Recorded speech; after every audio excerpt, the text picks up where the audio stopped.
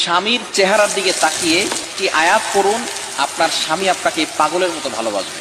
বর্তমান আমাদের প্রত্যেকটি জায়গায় বিগেস্ট প্রবলেম হচ্ছে হুজুর, সংসারে শান্তি নাই, স্বামী স্ত্রীকে দেখতে পারে না, স্ত্রী স্বামীকে দেখতে পারে না।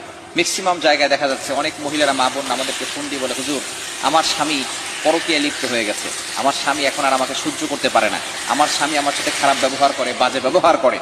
যদি আপনি কোরআনের একটি আয়াতের আমল করতে পারেন, অবশ্যই আপনার স্বামী আপনাকে পাগলের মতো ভালোবাসবে। এই কোরআনের আয়াতটি করবেন, প্রথমে আপনি 3 বার দুরূদ শরীফ পড়বেন। দুরূদ শরীফ 3 বার পড়বেন। দুরূদের ভিতরে সর্বশ্রেষ্ঠ দুরূদ হচ্ছে দুরূদ ইব্রাহিম, যেটা নামাজের ভিতরে পড়ি। এই দুরূদটি পড়বেন। পড়ার পরে এরপরে আপনি পবিত্র কোরআনুল কারীমের একটি আয়াতটি হচ্ছে 16 নম্বর পারা 13 নম্বর পৃষ্ঠার 3 নম্বর লাইনে রয়েছে, সূরা তাহার 39 নম্বর আয়াতের শেষের অংশ, ওয়াল কাইতু আলাইকা মাহাব্বাতাম মিন্নি। এতটুকু পড়লেই হবে। এতটুকু আপনি 11 বার করবেন। যখন করবেন তখন আপনার স্বামীর চেহারার দিকে তাকাবেন।